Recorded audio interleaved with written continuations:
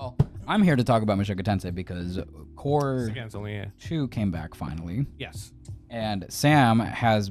Well, me and Sam watch the episodes, right? Every time they come out over the weekend. And he provides exquisite commentary on it. Sometimes a lot more than necessary. He's like, wait, pause it real quick. And you're like, did you see that book? Did you see what it said? And I'm like... Sam, I love you, Sam. You're my fucking brother at this point. There are times where you pause it, and I have told you, Sam, if you tell me to pause it one more fucking time, I'm kicking you out of the Discord. Let me watch the episode, and then we will talk about it. He's like, okay, fair. But Okay, go back real quick. No.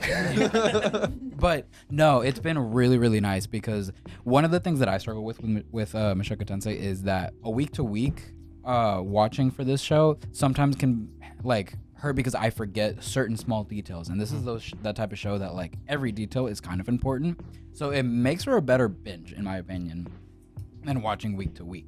But overall, I guess, do we want to talk about just the school arc in general and kind of like what we've seen recently? Yeah. Sure. I mean, well, That's a good starting place for y'all. by the time this episode comes out, there's a break this weekend, the weekend of this recording. Mhm. So by the time this comes out, like we can't talk about everything that's kind of come out this whole section. Yeah. Before, which is Up until basically like turning point 3 is what we'll be discussing. Yeah, turning point like 3. Yeah. Can I just say something that, like, it was like my first thought within the first 30 seconds of this most recent episode? Yeah, you don't just start an episode really talking about how great life is if shit's not about to hit The fucking fan. I said the same shit. We're chilling. And it's like, this is nice. And then it's like, I don't like this. I don't like this. Martin This isn't good.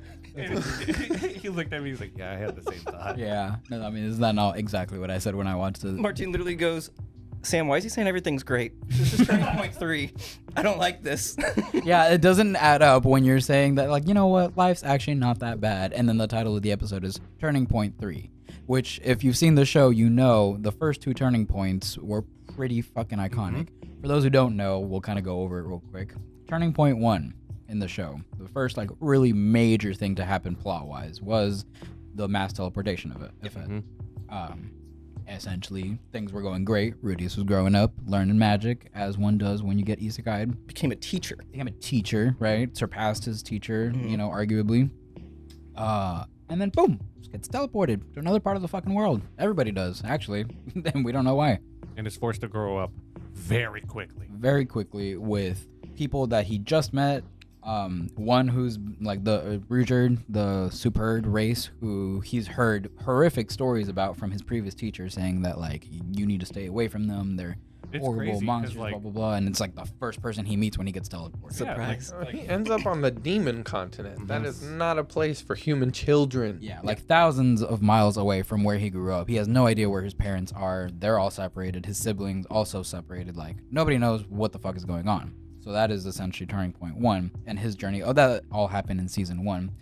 His journey kind of like getting back home and him having an adventure essentially, right? But As a child, as a child, he was put in like the worst case scenario because like growing up, you're like, this is like the worst place in our world, and it's filled with these terrible people. And then you get there and it's just like, wow, these were like the nightmares my parents warned me of. Horrors beyond my wildest comprehension. Yes. But he made the most of it. I mean, he even ended up like getting that demon eye because he was like, I'll play with you, little kid. Yeah.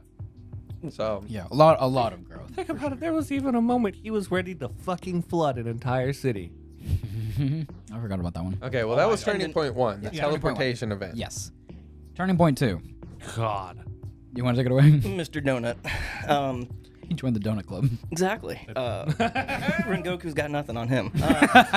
Not only did he get donutted, actually dies, gets brought back to life, and then realizes that, hey, I am not as strong as people like to think I am. And so... Got a really rude awakening. Exactly. Begins training, realizes that Orsted did some techniques on him he had never even heard of, disturbed his magic.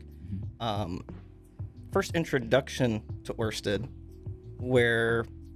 whole thing that set that off is Orsted basically just asking a random innocent little question, do y'all know the man god?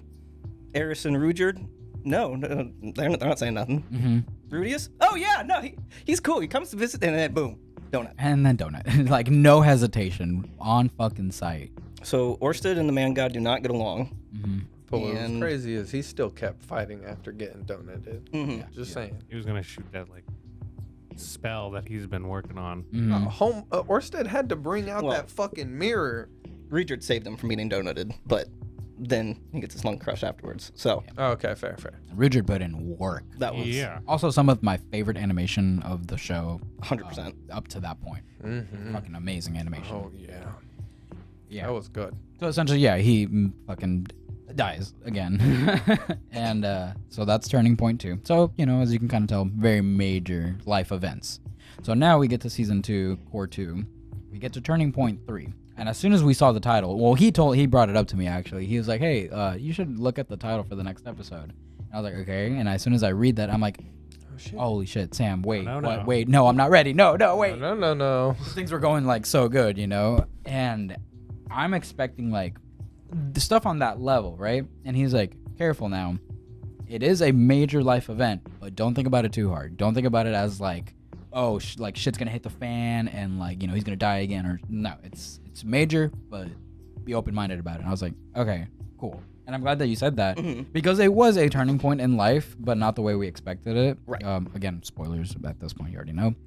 My homeboy's about to be a dad. Mm-hmm. Yeah, fucking Sophie's pregnant, and Crazy. that's crazy because he's growing up now. They got married in this season. And they got married. This So season they as got well, too. married. When you get married in this world, you get that. You get a house with the marriage. Mhm. Immediately. That's how it works. Like you can't get married without the house. And I think she even stated like it's hard for elves to bear children. Correct. So And like so- even the odds of them having that kid is astronomical. He got some swimmers. I mean, Gray rat They're blood, both bro. just horny as hell. The gray rat blood, yeah. Blood, man. Not even the He gray does rat take blood. after Remember Paul. Sylphie? No, just Sylphie. Whenever she's talking with Ariel, she's just like, how many kids do I want? As many as you want. Like, As many as you want. she's over here humping the globe. Like, what the hell? Dude, Sophie's So, a little Sophie's wild. Sophie is. more wild Oh, than I guess gave her that credit is her for. grandma, huh? I was about to say. Yeah. That was the other thing we That found was out. Oh was yeah, another crazy thing yeah. we found Alana out. Lice is her fucking grandmother. Never in my world did I think that was gonna be a thing. I also really like Alana Lice. I know she's horny elf, but like she's also wholesome elf. Like Well, you feel for her. well, she's loyal to what's his name, Glenn. Cliff. Cliff. You just thought of the most generic white boy name ever. Like what's his Cliff. name? Glenn. You. You weren't far off. I got a good friend named Glenn, you dick. I'm sorry, Glenn. Pretty sure he listens to this podcast. Sorry, Glenn. I love Widow you. Glenn. Hey, my name is Martin. So